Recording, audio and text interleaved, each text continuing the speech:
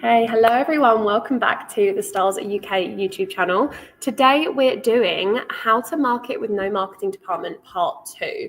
This was the presentation that I did at Printwear and Promotion last month, and not only was it sold out, there was literally no seats left in the presentation room that we did it in, but we've had so many comments and requests after the event to redo this as a Friday lunchtime live, because everybody not only wanted to have something to look back on and refer to, but there were some people that couldn't make the event that were really gutted that they couldn't attend both myself and Andy's talks at P&P this year. So we are redoing them today for you. So we're just going to go through literally the exact same presentation that I did on the day, and you're going to get all of the tips and tricks that you need to market your business without a marketing department, part 2. Now, as always, I've got Beth with me behind the camera. Say hi, Beth. Hello. So if you have any questions throughout the live, do drop them in the comments box and Beth will read them out and we'll go through all of them. By the time we finish, no questions will be unanswered today. And yeah, we're just going to jump right in. So this was, like I say, the exact presentation that I did at Printwear and Promotion. So you're not missing anything by, not having been there on the day. You're going to get exactly the same thing here today. So how to market with no marketing department, part 2. Now, those of you that don't know me, if you're new to the Friday lunchtime live, we'll just cover a little bit about who I am and why you should be listening to me, of all people, give you marketing advice. So the first one is, obviously, I'm a heat printing expert, some say, and senior marketing executive here at Stahls UK. I am really passionate about helping yourself and your brands grow your business effectively and efficiently. And of course, being on the marketing department here at Stahls, not only do I get to work with printers every day, with the products, the equipment, our customers, but I also do the marketing aspect of it alongside Andy and Beth. So we really do have all of the knowledge to help you grow and be successful with this side of the industry. I do have over 9 years experience in marketing and content creation. So we are going to talk about content creation today, and these are all of the things that I've learned along the way. So nearly 10 years of experience cramped down into 1 hour so that you don't have to make the same mistakes that I have over the years. Let's dive a little bit deeper into why you guys are here today. So normally this is where I would say, who's looking to get started with their business? And everyone would raise their hands, but I'm looking at a camera and I don't have an audience in front of me today. So if you comment below, who is looking to start their marketing business and who is already marketing their business but needs a little bit of help and a few tips and tricks, because that is what I want to cover today. I don't want to do this whole presentation about leveling up if you're getting started or vice versa. So just comment below, let me know what you want me to talk more about and which direction to lean more towards. So we've got Darren with us today. Good morning, Darren. Good morning. Mel's back with us again after actually seeing it live at P&P. Oh, hello, Mel. She's back for a second round. She's just going to recap, make sure she didn't miss anything the first time round. Okay, so let's rewind to 2024. 2024 Printwear and Promotion was the first How to Market with No Marketing Department session. We covered how to start marketing your business, how to create content with no extra time, and actionable steps for moving forwards with your marketing. Now, today, before I move on, I'm getting ahead of myself. If you did miss that talk, we did that one as a Friday lunchtime live as well. So there's a QR code to scan there if you're watching on a laptop or something like that. If you're on your phone, Beth is going to drop the link in the comments for you guys. So you can click onto that and watch part 1 and then follow on with this live, which is part 2. Okay, so what are we going to do today? We're going to look at improving your content and growth, still with no added time. So the biggest part of my 2024 talk at P&P was that I wanted you guys to be able to market your business with not adding any extra tasks or hours of work to your already very busy schedule. If you run a business, chances are you are physically producing it, you're marketing it, you're sorting out your finance and accounts, you're talking to customers, customer service, all things like that. You don't have time to spend, like Beth and I do, hours every single week making fun TikToks. And don't get me wrong, it's a great part of the job and social media is so much fun. But you want to make sure it's efficient and you want to make sure that you're getting the most out of the time you're putting into it. And if you can reduce that time, why not? So that's what we're going to do today. We are not going to start with the obvious, to be honest with you. We're not going to tell you to post on social media. We're not going to tell you to hire somebody to do your marketing for you, pay hundreds for a videographer, give you tasks that take hours, like I've already said. And we're also not going to give you, a list of stuff that you look at and go, I haven't got time for that. We're going to give you actionable steps that you can do today. So what we are going to do is give you even more results with no added time to your day. Now, firstly, let's talk about why. Like I said, if you're a business owner, you're wearing many hats. There are lots of things that you have to do in order for your business to run successfully. You didn't sign up to be a marketer. You didn't sign up to spend your life figuring out how to market your business. However, if you want a successful business, you are going to have to take on marketing as one of the many hats that you wear. It's just inevitable if you want your business to be successful. Yes, there's word of mouth, there's recommendations and all of that. But if somebody even says, oh, Molly round the corner printed that hat for me, her business is called X, Y, and Z, chances are people are going to go online to look for that. They're not going to physically drive and try and find you. So having an online presence, being visible is very, very important. So we've got 5 different stages to go through on the why. First thing I want to talk about is telling your brand story. Every time we've had people on the podcast, for those of you that don't know, we do have a garment decorators podcast where we talk every single week about all things heat printing and apparel decoration, but that's for another discussion. Every time we have guests on that podcast and we ask them to tell their story, the first response that they always give us is, oh, but people won't want to hear that. Like, is my story interesting? And the answer to that question is always yes. Even if you don't think your story is interesting, it's not going to be exactly the same as anyone else's. And just because it's your story and you're the one living it, you think, oh, it's just normal, it's just my life. But nobody else knows that about you, especially not your customers, if you don't tell them. And being relatable, being realistic is something that makes you much more approachable, and people trust you. And the more they know about your business, the more inclined they are to want to purchase from you and want to be loyal from you. It's about building that connection, and telling your brand story is a great way to start. So that's the first thing that we want to talk about. As an example, we've got 3 people here who have all been on the Garment Decorators podcast. All have very, very unique stories. So Marcia being the first image that you see here, her business was a lockdown business. So she started it with her family when everybody was at home during COVID, and it's grown into something that her and her family run all the time now. Truly inspirational how it came about. Again, her episode is on the podcast if you want to hear more about that. But that's example number 1. Phil, example number 2, in the middle there with Andy and Dave. He started his business because he was on the bobsled team for the RAF, and there was no one printing apparel for that kind of sport team. So he was like, you know what, I'll do it. And that's how his business was born. So example number 2, totally different. And example number 3, Darren on the end there, who you've all seen in our content before, he runs a print shop called Squeezed Orange. And he started because he was is it professional freestyle jet skier? I always say that wrong. Yeah, professional freestyle jet skier. That is right. I learned that this year. Oh, okay, yeah. Knowing him for years. So. Yeah, there you go. See, Beth didn't know, and she was very intrigued by his story when she found out.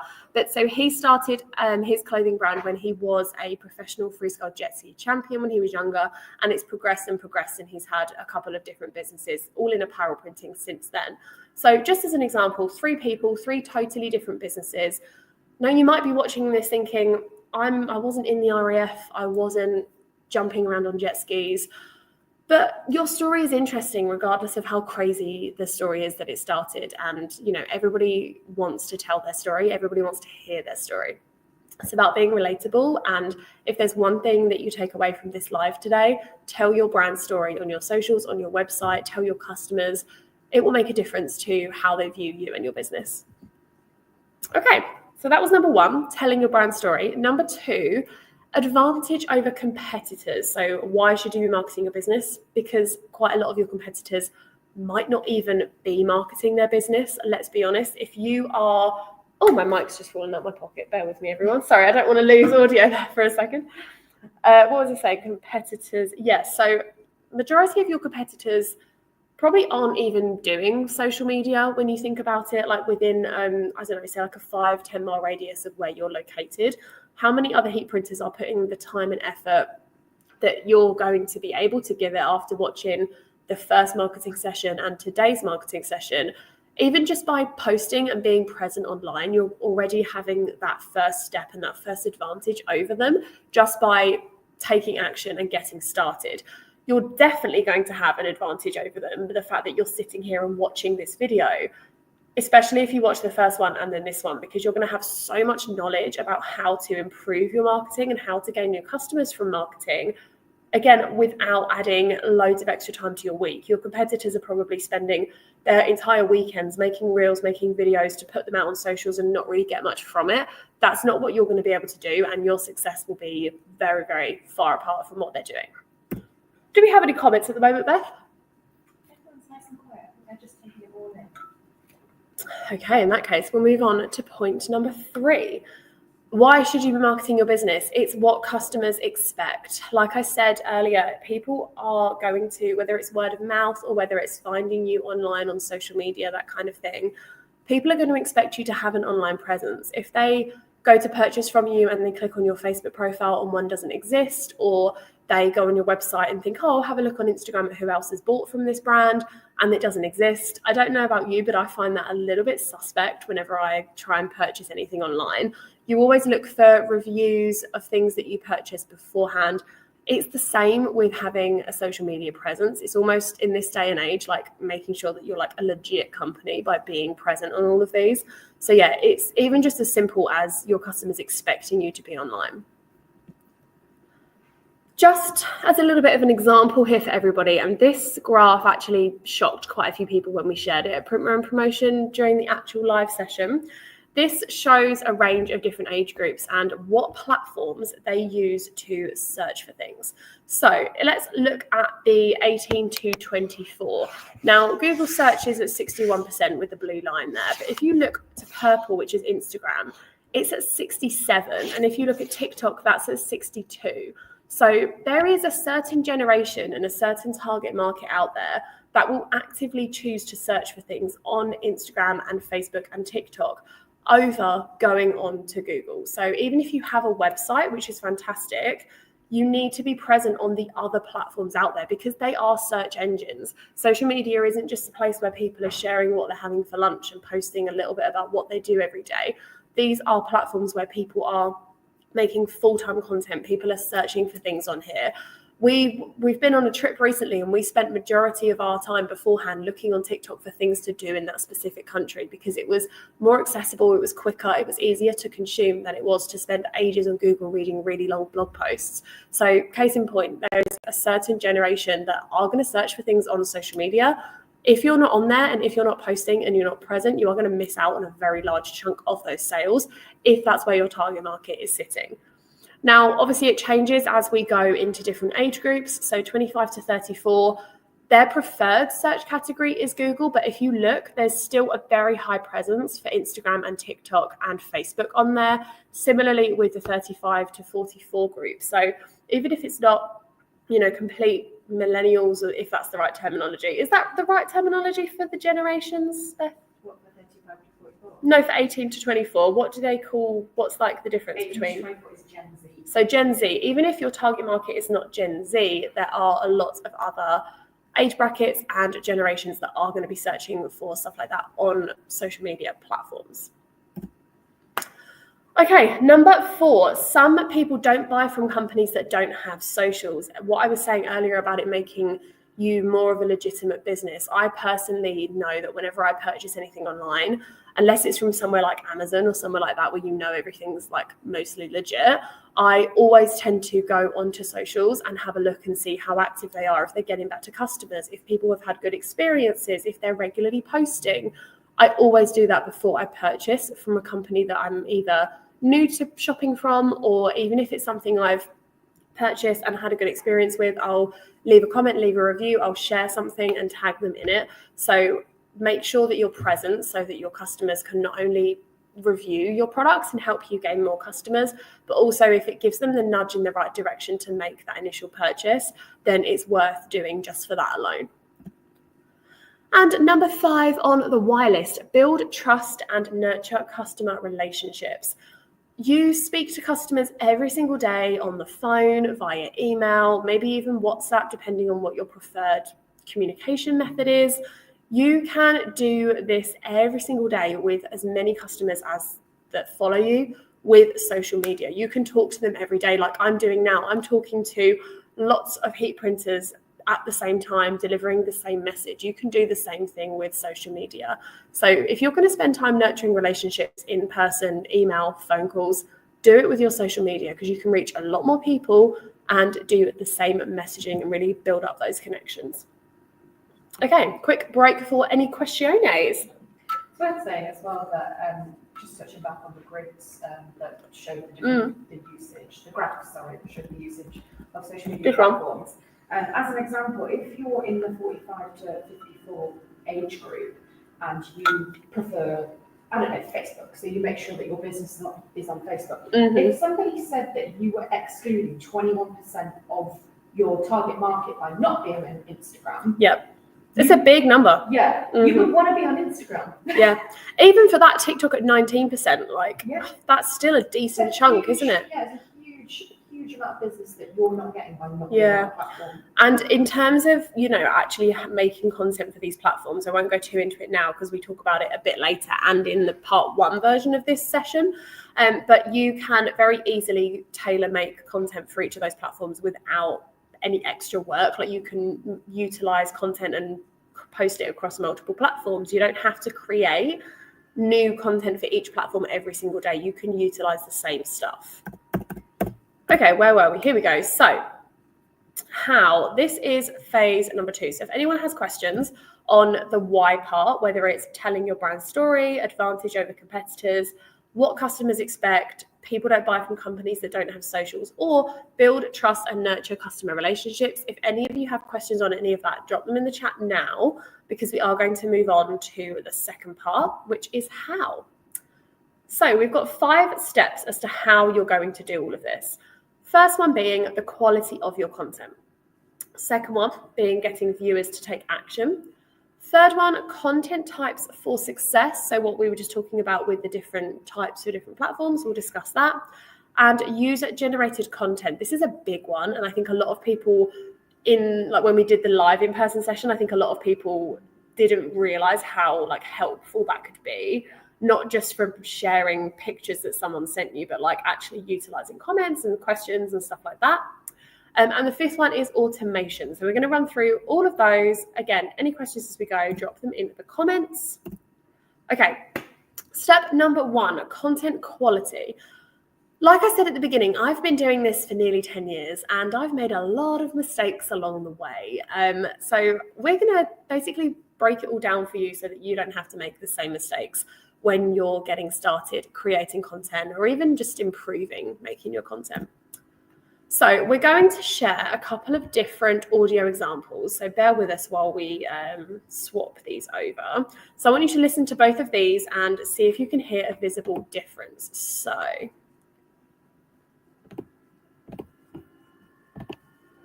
brand new heat press, brand new addition to a heat press, I should say. Yeah, it's another level on top of the already amazing electronic heat presses. Yes. Okay, so that was example 1, and just bear with me while we share example number 2.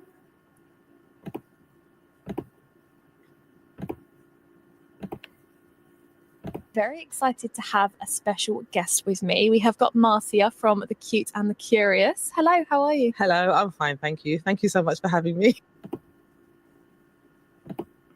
Okay, so there were 2 examples of different audio outcomes that we've had from the podcast. Now, the first one, I'm very pleased to say we didn't actually put out.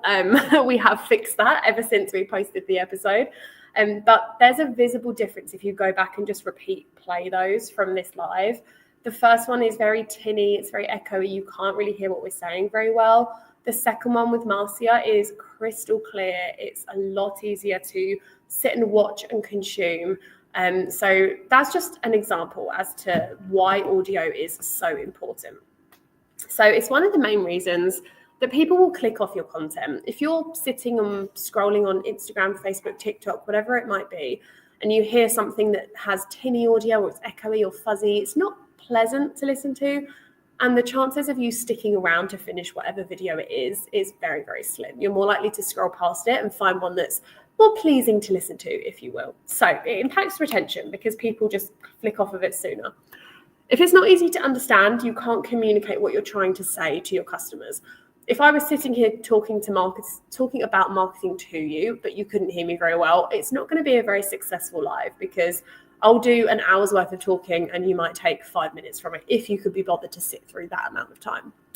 And the last one, if they can't understand you, then you're going to fail to establish a relationship with your followers, aka your potential / existing customers, which we've already established is a very important part of not only marketing your business, but running a successful business as well.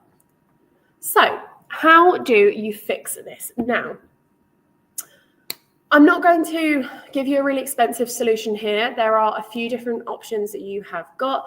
Now, wireless microphones are not expensive and they will improve your content dramatically. I'm wearing one of them today for the talk. So this is just plugged into my laptop, speaking into this lapel here so that you guys can all hear me properly. But if I was to disconnect this, we're in a very big room. It doesn't have a lot of soft surfaces. Those of you that have been to the Innovation Centre will know that it's mostly just metal machines and walls. So it's very tinny and very echoey. By wearing a microphone, you increase your audio quality dramatically. So I'd really recommend just purchasing a £20-25 wireless microphone set. You get 2 with most of them as well. So if you wanted to have more than one person in the video, you can both have microphones as well. They literally just plug into your phone, which is super, super easy. And like I say, they cost as low as £20. So they're definitely worth investing in if you are worried about your audio. Okay, lighting / visuals. Who would believe me if I said that these pictures were taken within seconds of each other, but just in slightly different locations? So the first picture was taken away from a window, just on the side here in the Innovation Centre, with no consideration for the light that's actually in the photo. The second one was taken in the exact same position, but just with the blind up for the window, natural light hitting it. There are no edits on either of these pictures at all. You can probably see that from like the cracks in the floor and the little bits around it. I've not touched these up at all, but there is a significant difference in the second picture to the first picture. If you're looking at the first picture, it's really difficult to tell what it is. Like, yes, you can tell it's a t-shirt and there's something on it, but you can barely see the neckline. You can't really see the print very well. But in the second one, you can. So you don't really need massive expensive lights like the ones that are staring at me right now. Yes, they're amazing. And yes, they do great things. But when you're just starting out, you don't need to be spending that much money. You can just make sure to post photos that are taken by a window, for example, get that natural light in. If you're filming a video, make sure that the window is behind the camera or the phone that you're filming off of and have the light on your face. Or you can get a little bit of an inexpensive ring light. So again, they cost about £15 to £20. You could get them either on a stand, so you could move it around, or you could get the ones that like clip onto the top of your phone. Okay, bear with us again. We're just going to quickly share this video. Okay. The link below and learn more. If you haven't subscribed yet, head over to Spotify, Apple Music. Drop it in the comments box below. Then you need to come and visit us on the Stahls stand. Head to custom.stahls.co.uk to get yours now. So head online to stahls.co.uk. Okay, so that video was what we call a call to action. Now, when you are thinking about what you're going to say in your videos, there are 3 parts of a piece of content or a social media reel that you need to think about. The first 3 to 5 seconds is probably the most important part. This is when people are going to decide whether or not they stick around to watch the rest of the video or whether or not they just scroll past. This is where you need to input a hook into your video. So that is something that's going to hook people in to want to watch the rest of the video. The second part is the middle section, the actual content that you want to talk about. So once you've got people's attention and they're watching, you want to make sure that you are delivering the content that you want them to see or perform. So that might be information about a new product. It might be a sale you've got on. It might be an event you're hosting, anything like that. That's where you deliver the actual content that you want to talk about. And then if they reach the end of the video, which if you've created a hook and then delivered content effectively, they will, this is when you utilize your call to action, which is what the video that I just played was an example of. So again, rewind if you want to watch some examples. This is where you tell people what you want them to do. So if you are promoting a product, tell them where they can go to find it. If you're promoting an event, tell them where it's going to be and where they can sign up. If you're promoting a sale, put a link in the description, direct them to your bio. Do you want them to comment on the reel? Do you have questions that you want them to answer? Stuff like that.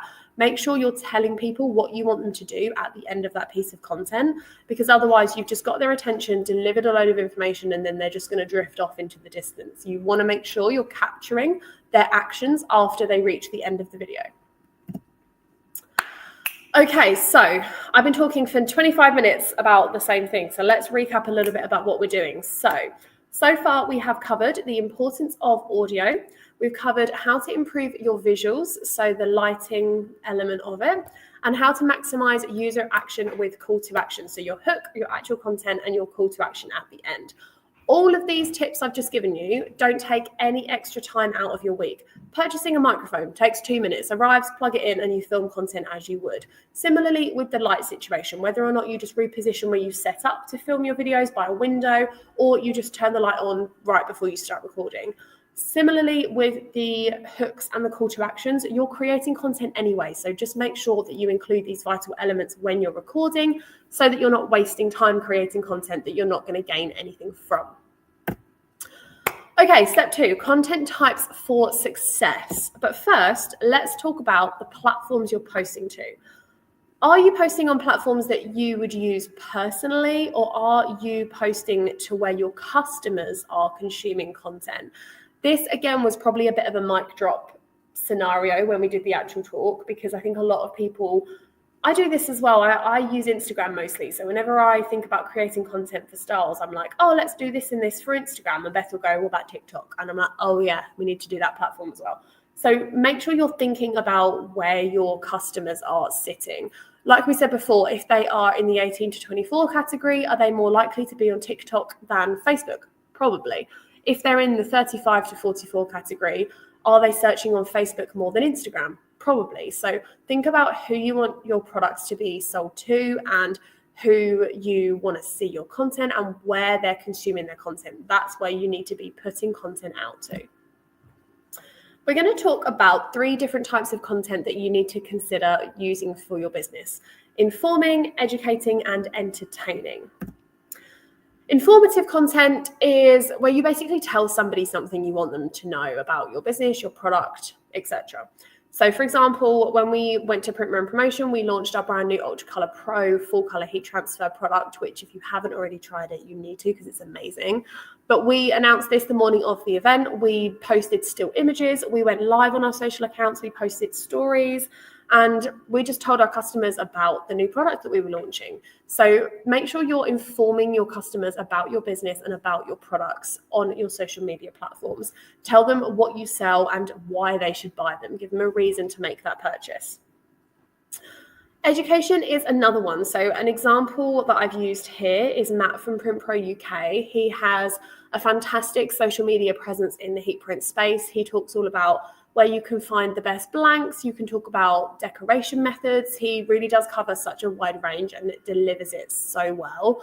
But he is basically telling people different tips and tricks that is going to help them understand the buying process so that when they do come to place that order, they're confident or they trust in him to recommend the best solution, rather than just going, I'm going to sell this t-shirt, and the person being like, I don't know who you are. Can I trust your business? Can I trust you? Can I trust that you know what you're doing?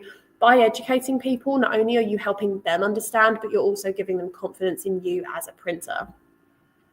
And thirdly, the entertainment side of it. This is probably one of my favorites, to be honest. This is anything blooper related, outtakes, behind the scenes, day in the life, funny memes. Like I said, this is one of my favorite parts of social media because it should be fun. Social should be fun. And this is the fun side of it you're going to find for your business. So it's not all about selling, it is about entertaining sometimes. And just remember that when you're creating your schedule for the week, make sure to drop some little nuggets of gold in there as well for people to laugh at and relate to, as well as just hard selling your products all the time. Okay, so also little tip for everybody watching, if you want a successful post or a picture, anything with a peel in it always does really, really well. I don't know why. I think it's just how satisfying it is to peel. And, you know, those of you that are heat printers watching this will fully understand whether it's vinyl or whether it's transfers. That is definitely something really, really satisfying about pulling off that carrier and revealing the finished product. So that's just an example of something you could do to get some engagement from your customers.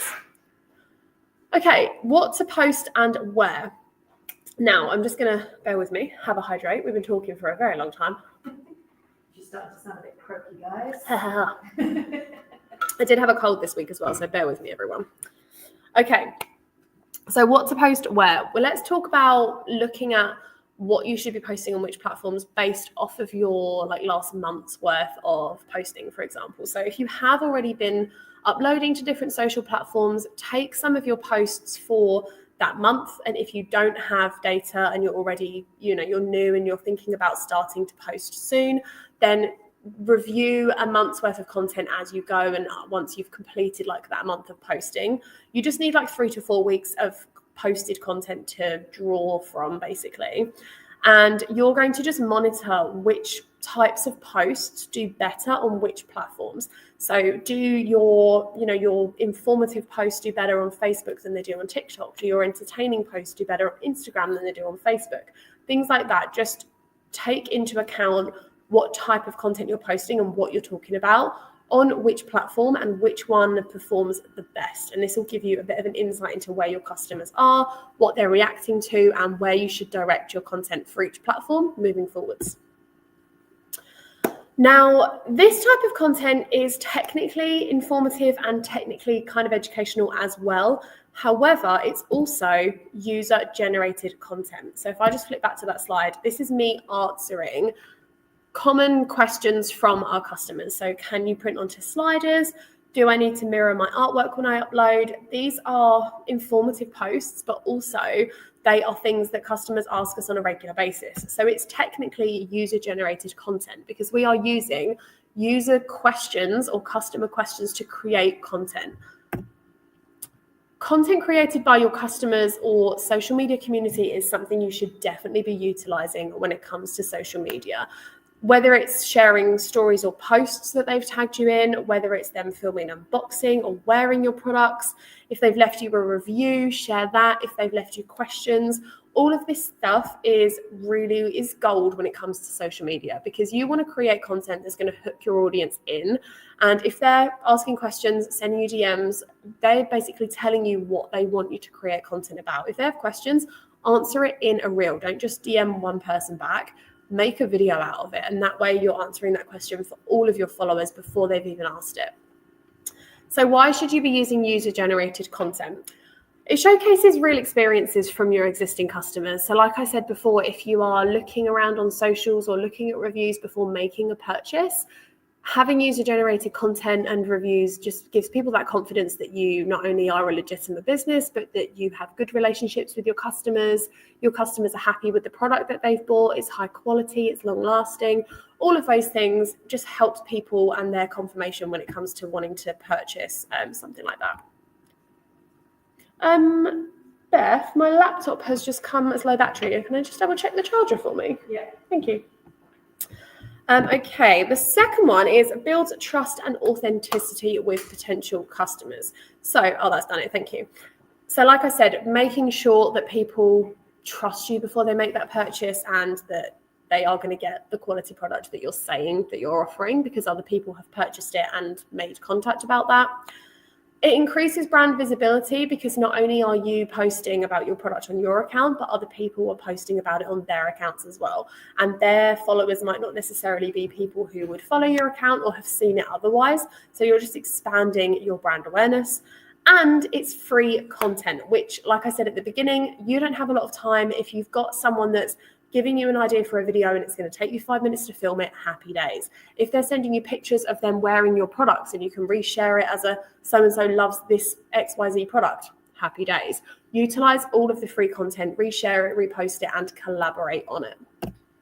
Transfer Express say we love user-generated content. We love user-generated content. We do. It's one of the best parts of our jobs. We're very jealous as well because obviously America is much larger than the UK. So we get so much user-generated. Hey, don't knock our user-generated content though. Our customers are very good at tagging us and sharing all of their print methods. Okay, so what do you do with customer content? Reshare, repost, collaborate. Using customer queries. So let's take it back to the screenshots we shared a couple of slides ago. The Q&A box on Instagram. We may have potentially faked these ones. They are questions that we get asked a lot, but as you can imagine, we get a lot of questions every single day. So we tend to write them all down and then we'll make like a batch load of videos, again, because it's time effective. But by doing this, you can answer multiple questions to every single person that follows you, rather than just having one person DM you a comment, you reply to them, and that's it. Make sure you're utilizing all of the different content. Make sure that you are taking advantage of people's questions, because like I said a minute ago, when people comment on your post with a question or they DM you asking you something, they are telling you what they want you to post content about, because that's what they want to know. Didn't we do I think you're about to touch on this, but didn't we do a fake engagement experiment with the audience? We did, which we can't really do here because we can't actually see like the real-time results. But yes, we went through. So this slide here, remember the story box, basically we put a story box up on the screen, had everyone scan the QR code, of which we got like no questions through, but Beth had a load of pre-arranged questions for me, which we answered. And then at the end of the talk, we were like, oh, user-generated content. We just made all of that up, kind of thing. So if you don't have any in the beginning, guys, just fake it. Just make it up. And everybody has to start somewhere. Exactly. Okay, so we've covered quality of content, we've covered platform-specific content, user-generated, and higher engagement with your audience. Let's move on to automation. Now, those of you that are watching, if you can scan this QR code, then and you can see this automation happen in real time, then great. If you can't, then don't worry, I will explain everything to you as we go. So automation is basically one of the best things that you can utilize for your business if you're trying to reduce the time that you spend, but you don't want to sacrifice the engagement that you give to your audience, and you want to make sure that you can still communicate effectively with your customers while wearing a million other hats running your business. So we're going to talk about how to utilize it for your business and how to communicate with your customers with no added time.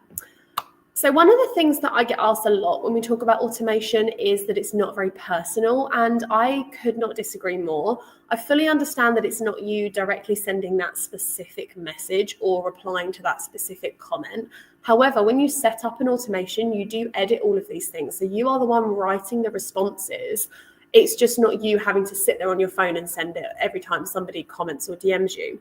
So you can still communicate with your customers, and you can do it quicker as well, which, let's be honest, everybody wants a response like that in 2025. No one wants to wait around for an answer. They'll go somewhere else. They'll go to another business who gets back to them quicker. And that's not what you want, because you'll miss out on the sale. You can also increase engagement on your post with this. So if you have an auto response to a comment set up, we all know that videos with more comments and more saves and shares are the ones that social media pushes out into the algorithm, because it thinks, oh, people like this, they're commenting on it, they're sharing it, we'll push it to more people. If you have an auto comment automation set up, you are going to have lots and lots and lots of comments on that account, and it's going to help increase your engagement on that post and push your content out to a wider audience. And you can also streamline repetitive tasks. So for example, if somebody DMs you and says, I have a question about this product, you can set up an auto reply to be like, we have a website where all this information is, check it out and let me know if you have any further questions.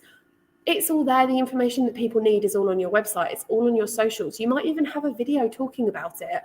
You shouldn't be replying to every single one of those questions every time with the same information, because that's time you could be spent recording different content for your socials, printing something. You could be talking to potential customers. There's definitely a lot of other things you can be doing other than repeating yourself over and over again. So this was, again, if you would have scanned the QR code at the event, people would have received a comment reply and a DM. So while I was sat here talking, literally hands-free. Everybody received a comment from me and a DM from me. And I said to them all, look, I literally haven't picked my phone up. It's been here the whole time. I haven't touched it. And yeah, they were all blown away by the fact that the actual response that they got was different to the person sat next to them and how quickly it came through as well. So next steps, let's break it down. So we've hit the end of the very wordy, talky part of the session now. So does anyone have any questions before we move on to the shopping list? We have got numbers. I think everybody is just really Taking it in. consuming it, yeah. Okay, so let's move on to your inexpensive shopping list. So like I said, this is not going to take hours out of your week and it's not going to cost you hundreds of thousands of pounds. All you're going to do at the end of this video is purchase a wireless microphone, £25, and a ring light around £20 as well. So less than £50 to increase the visual and audio element of your videos. The hook, the content, and the call to action at the end is free of charge. You can do that super easily. And that's literally it. That's all you need to improve the quality of your business. This is an example of a content audit. So we were talking at the beginning about how you can improve the quality of your content by assessing what content types go out onto what platforms. This is just an example. So if you take either February or March's content and you say, right, this was the content type I posted, this was the platform it went out on, and this was the engagement I got, this was how many views I got. Do that for 5 to 10 pieces of content across different platforms and write it down in a table like this and analyze it at the end of the month. This is going to be something that really helps you understand what content to post on which platforms and where your customers are sitting.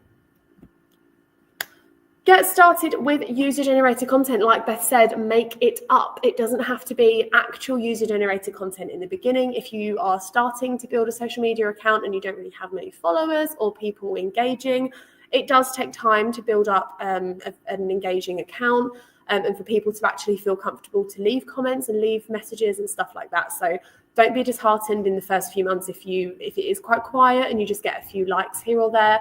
It will happen, it will grow, it will build. Like I said, we faked all of our user-generated content in the beginning and now we are inundated with it because people know that we will answer their questions. So fake it, it's really easy. Going live is a great one as well if you don't want to think about recording and editing and all of that. Just do what I'm doing now. Talk to your audience. Hit the go live button on Instagram or TikTok. The algorithms love a live stream as well. Like they will push that content out to everybody that's around heat printing, especially if is there a time limit on it, Beth? Like if the live's like over 10 minutes, it goes to more people? Specifically on TikTok, I know if you surpass 20 or 25 minutes, okay, an extra push. So they love a long form content. Yeah, so if you're doing things like that, make sure to do a little bit of research into that as well. It's worth saying as well in regards to the live streaming that don't be disheartened if you get only a couple of viewers with you live, because that's going to be posted online for people to search and your views will go up eventually. People will find it. We get, I would say on average, 100 to 200 additional views in the week after our Friday lunchtime live for that same video than we do on the actual stream, because as much as live streaming is great and people can answer your questions, not everybody is able to sit down for 25 minutes and stay with you. Not everybody is free at the exact moment you press that button, but they might be afterwards or later that evening or at the weekend. So yeah, that's right. Don't get disheartened if you don't have loads of viewers on your live straight away. Okay. This is a little example as to how you can set up an automation. So you don't have to go crazy with it. I don't recommend automating everything. I would maybe in the first week set up a comment reply. In the second week, do an auto DM. So if someone messages you and asks a question or sends you a specific word or something, then you can just make sure to get back to them with that straight away. And week 3, you can do story responses as well. This one I actually really like, because if you post a story and say to someone, reply, what was it for P&P? We did 2301. If somebody replied to that story with that number, it would automatically send them like a link to the registration, which is what we were promoting. But it worked really well because people are on their phones. It's quick, it's instant. You don't have to take a lot of time to get back to it. It's just, it happens like that. And then just repeat that for the next week. It doesn't have to be overly complicated. It's really quite simple. that is basically it for How to Market with No Marketing Department Part 2. Thank you very much for everybody that has joined me today. Like I said in the beginning, we have done a Part 1 to this. So if you're stumbled across this live as the first one, definitely go back and watch Part 1 and then watch Part 2. And any comments that you guys have for future comments about marketing or anything about this talk, do drop them in the comments because we do monitor them after the live has ended as well. I think that's everything I wanted to talk about today, to be honest with you. Yeah, that's pretty much the end of the live. Do we have any comments before we end? Transfer Express, so you got to fake it till you make it, right? Fake it till you make it, baby. Yeah, we love a bit of user generated content here, don't we? I'm just trying to think. Don't act like it's not content now. It is content now, but it wasn't content back It then. is content now. It's not content back then. We've just lost a soundboard. What was I going to say? I wanted to do a little bit of a plug for our podcast that we've got coming out, not Monday coming, but the Monday after that.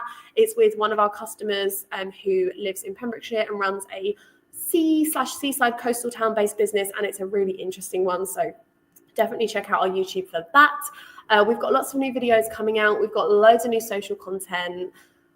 Yeah, there's a lot going on. Check out all the social platforms, and yeah, we'll be back next week with another live. Thanks, everyone.